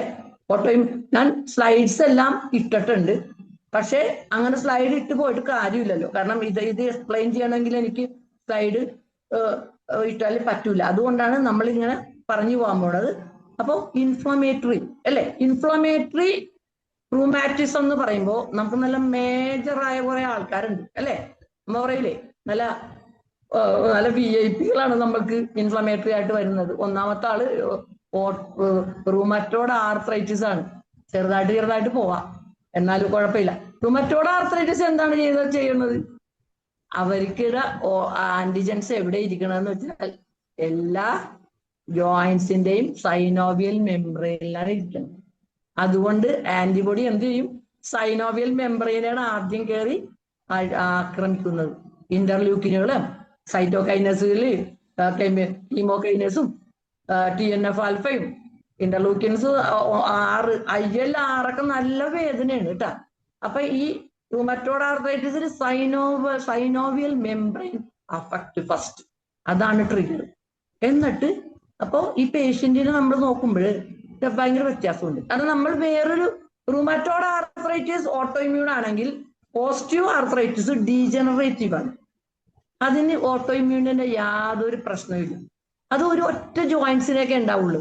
പോസിറ്റീവ് ആർത്രൈറ്റിസ് എന്ന് പറയുമ്പോൾ കാർട്ടിലേജ് ആണ് തേഞ്ഞു പോണത്. കാർട്ടിലേജ് അല്ലെ. ഇവിടെ സൈനോവിയൽ മെംബ്രെയിനെ ഇമ്മ്യൂൺ മീഡിയേറ്റഡ് പ്രോട്ടീൻസ് വെച്ചുകൊണ്ടാണ് ആക്രമിക്കുന്നത്. C-reactive പ്രോട്ടീൻ നമ്മൾ എപ്പോഴും കണ്ടു. അതാണ് ഞാൻ പറഞ്ഞത്. അമിതമായ ആക്രമണം കോവിഡിലും വന്നത് എന്തുകൊണ്ടാണ്? നമ്മൾ CRP നോക്കും. CRP എന്ന് വളരെ കൂടുതലാണ്. Circulating reactive proteins. അവര് ആ പ്രോട്ടീൻ ബോഡി മൊത്തം സർക്കുലേറ്റ് ചെയ്ത് ഇറ്റ് കോസ് സിവിയർ ഡിസ്ട്രക്ഷൻ. അപ്പൊ CRPയുടെ അളവ് കൂടുമ്പോ നമ്മൾ പേടിക്കണം. നോർമലിൽ കൂടിയ ഇവർ എവിടെയെങ്കിലും കയറി ആക്രമിച്ചുകൊണ്ടിരിക്കണേ, ഒന്നെങ്കിൽ ലങ്സ് അല്ലെങ്കിൽ ജോയിന്റ്സ്. അപ്പൊ ESR കൂടും. അപ്പൊ കോവിഡിൽ നമ്മൾ CRPനെ കണ്ടു. അതിനർത്ഥം നമ്മുടെ ബോഡി അന്ന് അവിടെ ആന്റിജനെ എല്ലാം ആക്രമിച്ചത്, പക്ഷെ വൈറസിന് വേണ്ടി അമിതമായി അഴിച്ചുവിട്ട് അപ്പോഴും CRP കൂടി. അപ്പൊ CRP എപ്പോഴും നമ്മൾ ഈ ഓട്ടോഇമ്യൂൺ ഒക്കെ ചെക്ക് ചെയ്യുമ്പോൾ നമ്മൾ CRP ESR നോക്കിയിരിക്കണം. അത് രണ്ടും മോസ്റ്റ് ഇമ്പോർട്ടന്റ് ആണ്. ഇപ്പോ ഓസ്റ്റിയോആർത്രൈറ്റിസ് സിമ്പിൾ ആണ്, എല്ല് തേയ്മാനം. അത് കാർട്ടിലേജ് ആണ് തേഞ്ഞു പോണത്. പ്രായാധിക്യം കൊണ്ടും മുട്ടിന് വെയിറ്റ് താങ്ങാൻ പറ്റാത്തത് കൊണ്ടും ഈ ഡീജനറേഷൻ ആണ്. അതായത് അവിടെ നമ്മൾക്ക് യാതൊരു ഓട്ടോഇമ്മ്യൂൺ ഇല്ലെന്ന് പിന്നെയും നമ്മൾ പറയുന്നത്. എന്നാലും എല്ലാം മൾട്ടി ജോയിന്റ് ആണ് അവിടെ കേട്ടോ. ചിലപ്പോൾ നല്ലോണം ഹിപ്പ് ജോയിന്റ് തേഞ്ഞു പോകും, മുട്ട് തേഞ്ഞു പോകും, കൈ വിരലുകൾ കാൽവിരലുകൾ തേഞ്ഞ ഒരു കേസ് ഉണ്ട് എനിക്ക്. ഓസ്റ്റിയോആർത്രൈറ്റിസ് ആണ്. ഞാൻ റുമറ്റോയിഡാണെന്നോർത്ത് പേടിച്ച് ഇരിക്കണായിരുന്നു. പക്ഷെ ടെസ്റ്റ് ചെയ്ത് നോക്കിയപ്പോ ഓസ്റ്റിയോആർത്രൈറ്റിസിനും കുറെ ക്രമങ്ങളൊക്കെ ചെയ്യാൻ പറ്റും, പക്ഷേ ഡിസ്ട്രക്ഷൻസ് പറ്റൂല. അവിടെ എന്താന്ന് വെച്ചാൽ കാർട്ടിലേജ് ഡ്രൈ ആയിപ്പോവും അല്ലെ. കാർട്ടിലേജിൽ കുറെ നല്ല സാധനങ്ങൾ വെച്ചാണ് കാർട്ടിലേജ് ഉണ്ടാക്കിയിരിക്കുന്നത്. അതായത് ഹൈലോയൂറോണിക് ആസിഡ്, ഗ്ലൈക്കോസാമിൻ, അങ്ങനെ കുറച്ച് നല്ല നല്ല സാധനങ്ങളുണ്ട്. ഹൈലോയൂറോണിക് ആസിഡും ഗ്ലൈക്കോസാമിനും കോൺട്രോ എന്നാണ് കാർട്ടിലേജിനെ പറയുന്നത് കേട്ടോ. കോൺട്രോ. അപ്പൊ നമ്മൾ കോൺട്രോ സാർക്കോമ എന്ന് പറഞ്ഞാൽ കാർട്ടിലേജിനെ ബാധിക്കുന്ന ക്യാൻസർ ആണ്. അപ്പോ കോൺട്രോയിറ്റിൻ സൾഫേറ്റ് എന്ന് പറഞ്ഞ സാധനമൊക്കെ വെച്ച് അതിന്റെ കുഴച്ച് നല്ല സോഫ്റ്റ് ആയിട്ടാണ് നമ്മൾ ഈ കാർട്ടിലേജിനെ ഉണ്ടാക്കിയിരിക്കുന്നത്. അതുകൊണ്ടാണ് ഈ രണ്ട് എല്ലും തമ്മിൽ ഇങ്ങനെ നല്ല സോഫ്റ്റ് ആയിട്ട് ഇങ്ങനെ മൂവ് ചെയ്തത്. കുറെ കാലം കഴിയുമ്പോ അതിൽ ഡ്രൈനെസ് ഒക്കെ വന്ന് കാർട്ടിലേജ് പൊടിഞ്ഞ് ജോയിന്റ്സിൽ വീഴും. അങ്ങനെയാണ് ഓസ്റ്റിയോആർത്രൈറ്റിസിന് നീർക്കെട്ടും വേനയും വരുന്നത്. നമ്മൾ ഒരു കാര്യം കൂടി ശ്രദ്ധിക്കണം. നമ്മളുടെ ജോയിന്റ്സിനെല്ലാം ബോഡി വളരെ ശ്രദ്ധയോടെയാണ് ഉണ്ടാക്കിയത്. അതിന് നെർവിന് അവിടെ ബ്ലഡ് സപ്ലൈ ഇല്ല. കാരണം എന്താണ്? തൊണ്ടയിൽ ബാധിക്കുന്ന ബാക്ടീരിയ ഒരു കാരണവശാലും ഈ ജോയിന്റ്സിൽ എത്തരുത്. ജോയിന്റ്സിന് ന്യൂട്രീഷൻ കൊടുക്കുന്നത് സൈനോവിയൽ ഫ്ലൂയിഡ് ആണ്. അതിനാണ് സൈനോവിയൽ മെംബ്രെയിൻ അവിടെ ഉണ്ടാക്കി വെച്ചത്. അതുകൊണ്ട് പുറമേന്ന് ഇപ്പൊ തൊണ്ടയിൽ ബ്ലഡിലെ ബാക്ടീരിയ ഇനി ബ്ലഡിൽ കൂടി ജോയിന്റ്സിന് കയറി പിടിക്കണ്ടല്ല എന്ന് വിചാരിച്ചിട്ട് മാത്രമാണ് അവിടെ ജോയിന്റ് സൈനോവിയൽ മെംബ്രെയിനിൽ നിന്നുള്ള ഫ്ലൂയിഡ് കൊണ്ടാണ് മുട്ടിന്റെ ന്യൂട്രീഷൻ വരുന്നത്. അപ്പോ കോൺട്രോയിറ്റിൻ സൾഫ് ഈ എല്ല് അതിന്റെ ഉള്ളിലെ കാർട്ടിലേജ് പൊടിഞ്ഞു വീണാൽ പിന്നെ ബോഡിക്ക് ഒന്നും ചെയ്യാൻ പറ്റൂല. ഇൻഫ്ലമേഷൻ. ഓസ്റ്റിയോആർത്രൈറ്റിസ് ഭയങ്കര നല്ല മരുന്നുകളുണ്ടല്ലോ നമുക്ക്. കാൽക്കേരിയ ഫോസ് 30 പൊട്ടൻഷ്യക്കാണ് നല്ലത് സ്റ്റിമുലേറ്റ് ചെയ്യാനായിട്ട്. സിംഫൈറ്റം വളരെ നല്ലതാണ്. ഓറമെറ്റ് വളരെ നല്ലതാണ്. പിന്നെ ബോഡി വെയിറ്റ് കുറക്കണം. കാൽക്കേരിയക്കാരനും നല്ലതാണ്. അങ്ങനെ കാൽക്കേരിയ ഫോസ് ഒക്കെ 30 ആണ് അത് സ്റ്റിമുലേറ്റ് ചെയ്യാൻ ഉപയോഗിക്കുന്നത്. പിന്നെ ഏറ്റവും നല്ലത് സിംഫൈറ്റം നമ്മൾ ബോൺ ഒടിഞ്ഞു കഴിഞ്ഞാൽ ജോയിൻ ചെയ്യാൻ വേണ്ടി സിംഫൈറ്റം ആണല്ലോ ഏറ്റവും കൂടുതൽ കൊടുക്കേണ്ടത്. വളരെ പെട്ടെന്ന് മാറിക്കിട്ടും. പക്ഷെ റുമറ്റോയിഡിൽ ഇതൊന്നും നടക്കൂല. കടുത്ത immune mediated inflammation of the synovial membrane cause severe destruction and erosion of the bony ends with. അവിടെയാണ് റുമാറ്റിസിന്റെ അടുത്ത പോയിന്റ് വന്നത്. അവര് ജോയിന്റ്സ് കൊണ്ടൊന്നും അടങ്ങൂല. അത് ലിഗമെന്റ്സ്, ടെൻഡൻസ്, ഫേഷ്യ, മസിൽ എന്തൊക്കെ ഈ ജോയിന്റിനോട് അറ്റാച്ച് ചെയ്ത് അതിനെ മുഴുവനും തകർക്കും. കാരണം ഇവർക്ക് ഒട്ടും ഇഷ്ടമല്ല. ഇവര് അതാണ് ഞാൻ പറഞ്ഞത്. ഇവരിയ്ക്കുന്ന സൈനോവിയൽ മെംബ്രെയിൻ ആണെങ്കിലും ഇവര് ആക്രമണം ബോഡി മൊത്തമായിട്ട് അഴിച്ചുവിടും. പിന്നെ വ്യാപിക്കാത്തൊരു സ്ഥലവുമില്ല. ബോഡി മൊത്തമായി റുമറ്റോയ്ഡ് ആർത്രൈറ്റിസിന്റെ എല്ലാ പോയ്സൺസും വ്യാപിക്കും. ജോയിന്റ്സ് ഡിസ്ട്രക്ഷൻസ്, വാസ്കുലൈറ്റിസ്, നെർവസ് സിസ്റ്റത്തിൽ ബാധിക്കും. ബ്ലഡ് ഒക്കെ എപ്പോഴും വാസ്കുലൈറ്റിസ് വരും. മിക്ക രോഗങ്ങൾക്കും ബ്ലഡ് വെസൽസിന് ഇൻഫ്ലമേഷൻസ് വരും.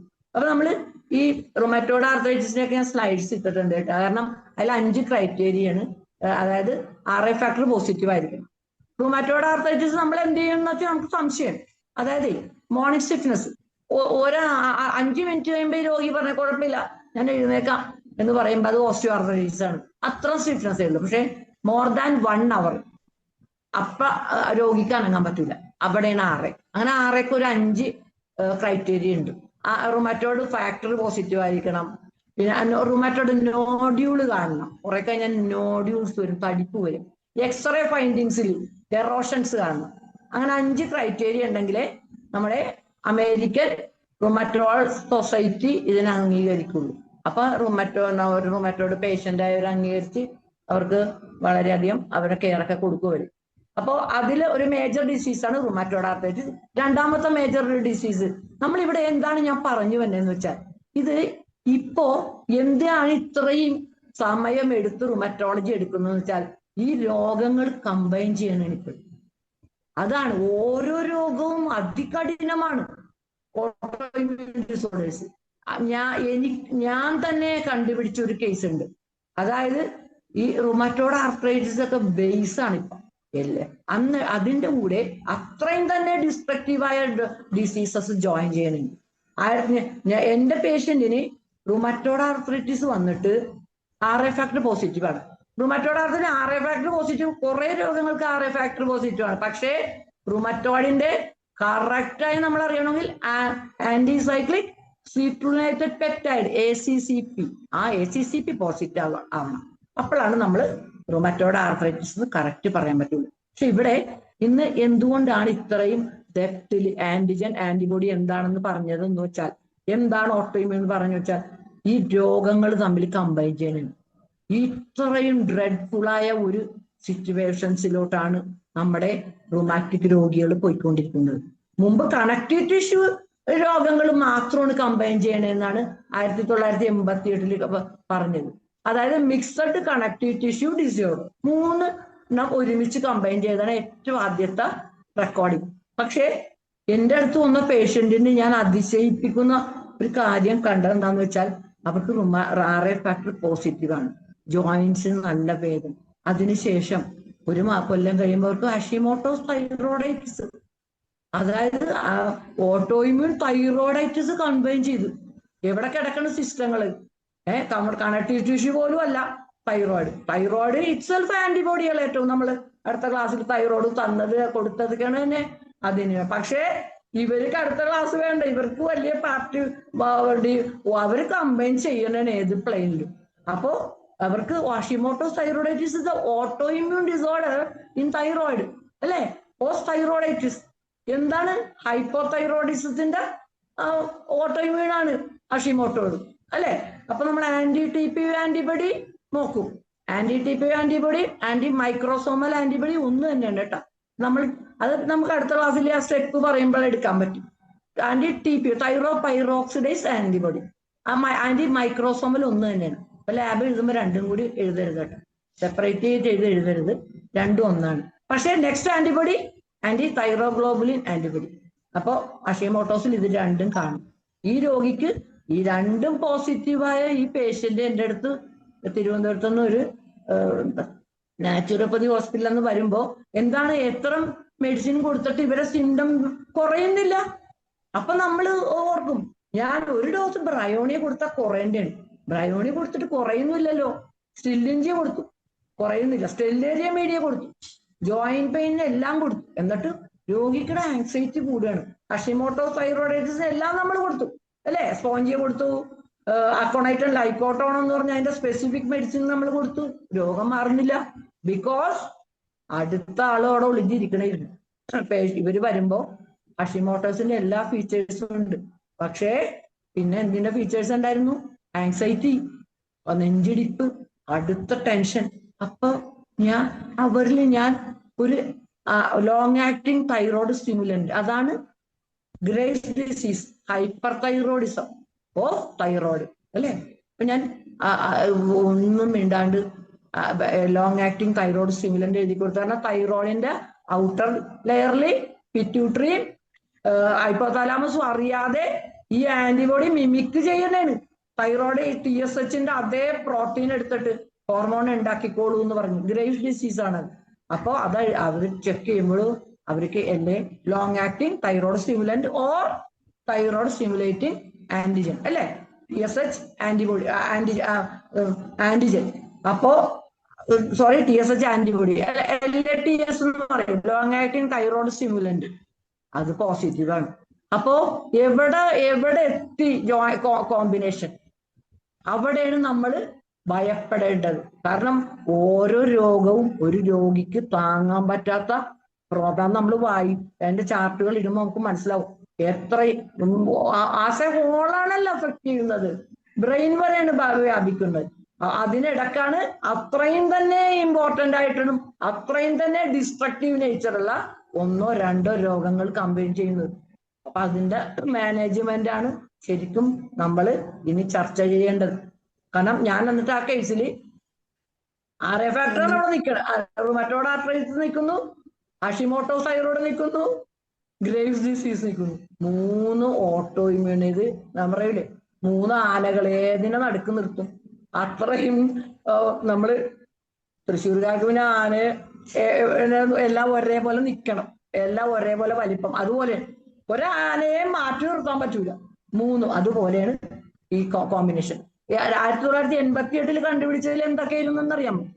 അടുത്ത സീരിയസ് ഏറ്റവും കണക്റ്റീവ് ടിഷ്യൂ ഡിസോർഡറിന്റെ ഏറ്റവും ഇമ്പോർട്ടന്റ് ആയിട്ടുള്ള രോഗമാണ് SLE, സിസ്റ്റമിക് ലൂപ്പസ് എറിത്തമാറ്റോസിസ് എന്ന് പറഞ്ഞിട്ടുള്ള ആ SLE-നായിട്ട് ആരാണ് കമ്പൈൻ ചെയ്തത്? സ്ക്ലീറോഡെർമ അല്ലെ? തൊലി മുഴുവനും കട്ടിയാവും. കൊളാജൻ കണക്റ്റീവ് ടിഷ്യൂന്റെ തന്നെ വേറൊരു ഫോമാണ്. നമ്മുടെ മസിൽസിന് ഇലാസ്റ്റിസിറ്റി കൊടുക്കുന്നതാണ് കൊളാജൻ.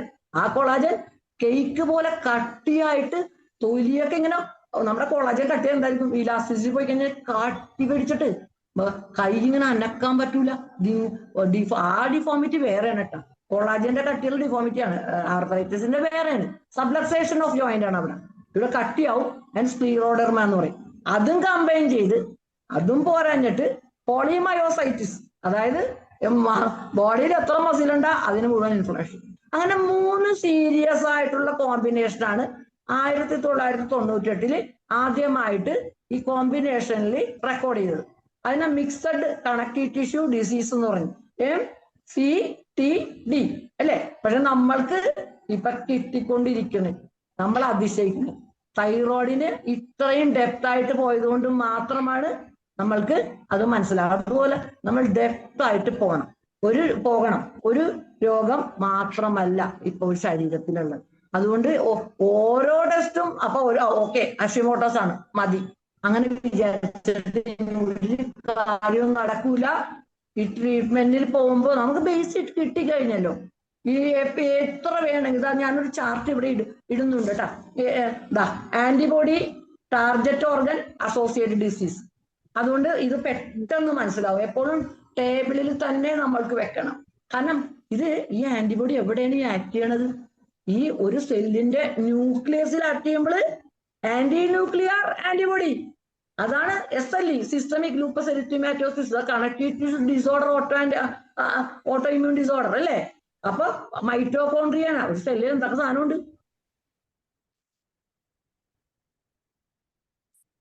മൈറ്റോകോൺട്രിയൻ ആക്ട് ചെയ്ത് കഴിഞ്ഞാൽ അത് ആരായി? എല്ലാ പേഷ്യന്റ് ഉണ്ടിട്ട് നമ്മൾ വിചാരിക്കും അമേരിക്കയിലാണ് രോഗികൾ നല്ലാട്ടോ. നമ്മുടെ ഹോമിയോ ഡോക്ടേഴ്സ് തന്നെയുണ്ട്. നമ്മൾ കണ്ട് നമുക്ക് അവരതുകൊണ്ടാണ് ഇത്രയും നമുക്ക് മനസ്സിലായത്. ഇത് നമ്മൾ ഇനി നോക്കിയില്ലെങ്കിൽ ശരിയാവില്ലാന്ന്. അപ്പൊ എല്ലാം മസിൽസിനെ മീഡിയേറ്റ് ചെയ്യണ എല്ലാത്തരം വരും. അപ്പൊ നമുക്ക് ഇവിടെ SLEയും കൂടി നമുക്ക് പറയാം.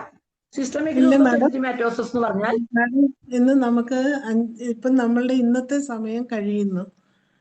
അപ്പൊ 2ാം ഭാഗമായിട്ട് നമുക്കിനി ക്ലാസ് എടുക്കാം. നമുക്ക് ഈ 3 മിനിറ്റാണ് ഇനിയുള്ളത്. നമുക്ക് ആദ്യം കുറച്ച് സമയം നഷ്ടമായി. അപ്പൊ അത് ഡീറ്റെയിൽ ആയിട്ട് പറഞ്ഞെങ്കിൽ നമുക്കിപ്പോ സമയം തികയത്തില്ല. അപ്പൊ നമുക്ക് 3 മിനിറ്റ്. നമ്മൾ സ്ലൈഡ് ഇട്ടിട്ടുണ്ടല്ലോ, സ്ലൈഡ് ഇപ്പൊ കാണിക്കാൻ പറ്റുമോ? അടുത്ത പ്രാവശ്യം കാണിക്കാം മാഡം. അപ്പൊ ഇതിലിപ്പോ നമുക്ക് പറയാനുള്ളത് നമ്മൾ ബേസ് ഇട്ട് കഴിഞ്ഞു.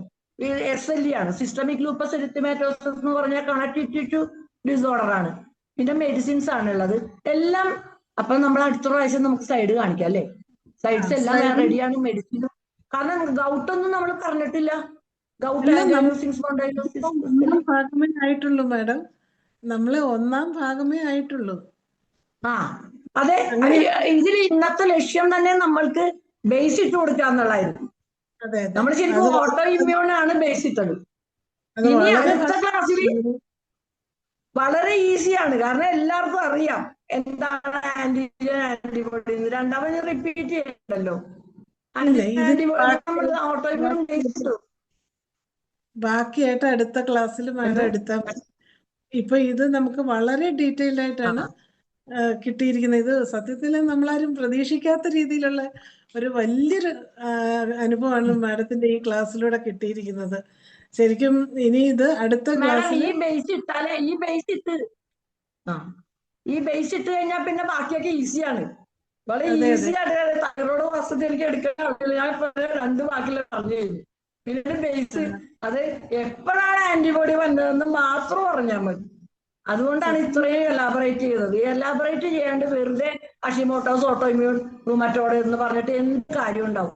പക്ഷെ നമ്മൾ കാലങ്ങൾ കൊണ്ട് നമ്മൾ അതെങ്ങനെ അവർക്ക് എത്തിച്ചു കൊടുക്കണം എന്ന് വിചാരിച്ചിട്ടാണ്. ആന്റിജനൊക്കെ ഒരിക്കലും ഇങ്ങനെ ഇത്രയും എലാബറേറ്റ് ഡിസ്ക്രൈബ് ചെയ്ത് കൊടുക്കണില്ലല്ലോ.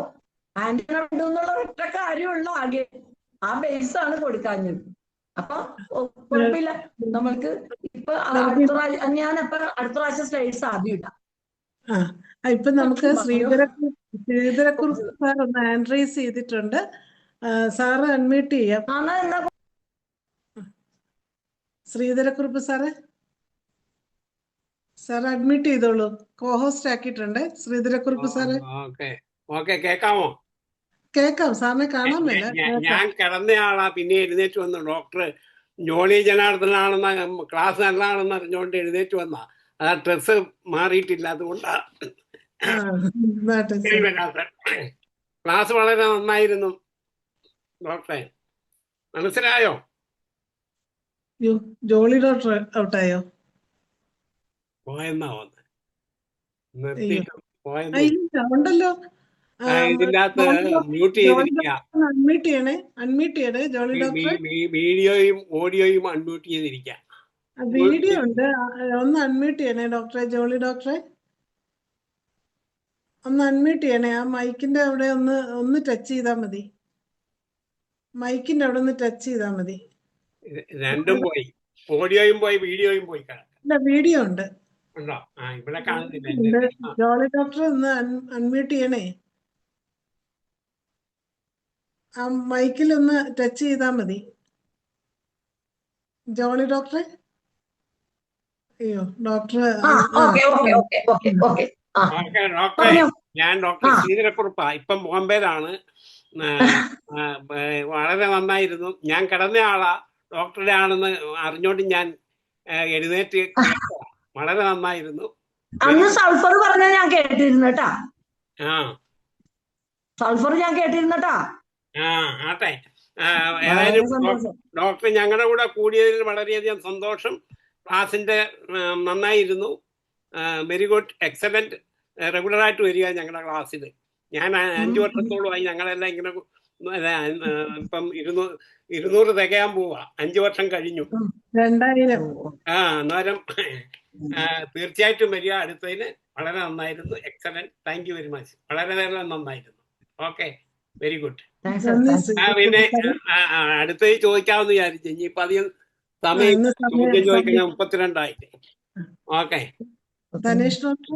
തീർച്ചയായും വളരെ ഡോക്ടർ കുറച്ച് ദിവസങ്ങളായിട്ട് എന്നോട് പറഞ്ഞായിരുന്നു, ഞാനിങ്ങനെ വിളിച്ചപ്പോഴേ ഞാൻ ആദ്യം ഇതൊക്കെ ഒന്ന് കേട്ടിട്ട് നമുക്ക് ഏറ്റവും യുക്തമെന്ന സമയത്ത് ഞാൻ പറയാം.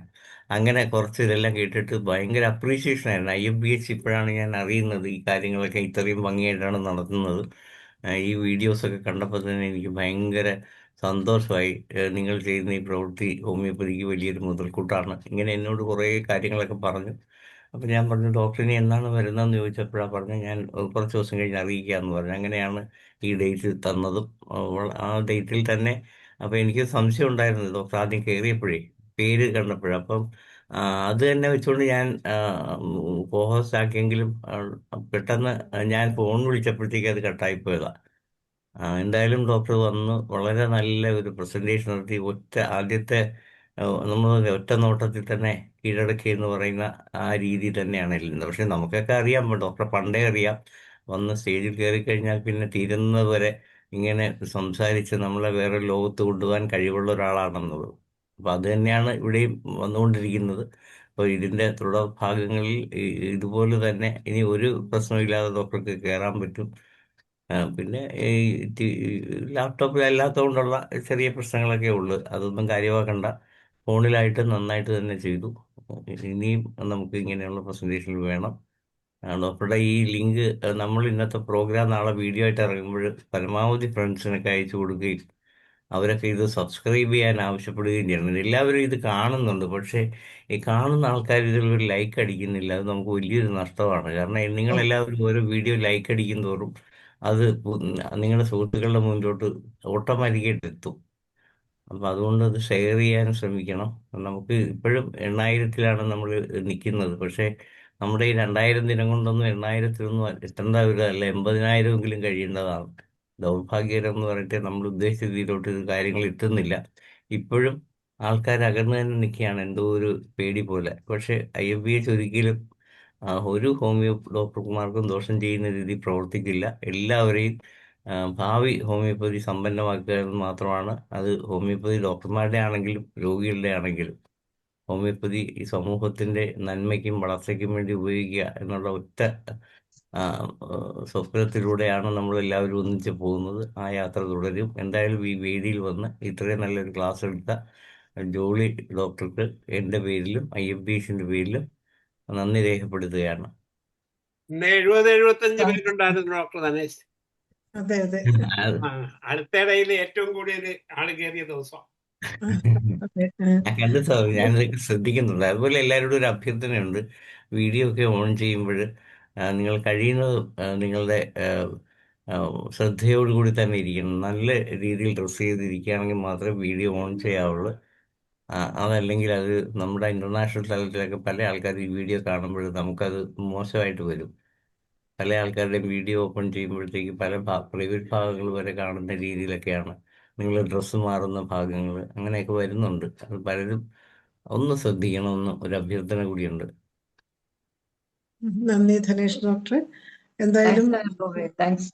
ഏതായാലും നമ്മുടെ ഈ 1924 ഈ സൂം വളരെ വളരെ ഭംഗിയായിട്ടാണ് മാഡം കൈകാര്യം ചെയ്തത്.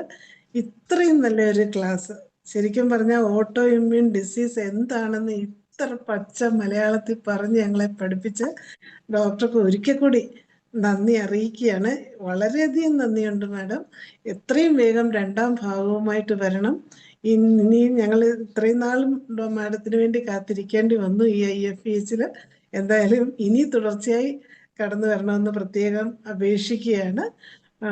ഡോക്ടർക്ക് അറിയായിരിക്കും എന്നെ, ഞാൻ തൃശ്ശൂർ DMO ആയിട്ട് ഇരുന്നിട്ടുണ്ട്. ഓർമ്മയിലായിരിക്കും മാഡം റിട്ടയർ ചെയ്തതിന് ശേഷം. എന്തായാലും ജോലി ഡോക്ടറെ ഞാൻ നേരിട്ട് നമ്മൾ പരിചയപ്പെടാൻ പറ്റിയില്ലെങ്കിലും ഇപ്പൊ വളരെയധികം സന്തോഷമുണ്ട് ഇങ്ങനെയെങ്കിലും ഡോക്ടറായിട്ടൊന്ന് പരിചയപ്പെടാൻ പറ്റിയത്. അങ്ങനെ ഇന്നത്തെ ഈ സൂം വെബിനാറിൽ പങ്കെടുത്ത എല്ലാവർക്കും പ്രത്യേകം നന്ദി അറിയിക്കുകയാണ്. നമ്മുടെ 1924 പ്രതിദിന സൂം വെബിനാർ ഇവിടെ വിജയകരമായി അവസാനിക്കുകയാണ്. എല്ലാവർക്കും ശുഭരാത്രി. നന്ദി മാഡം.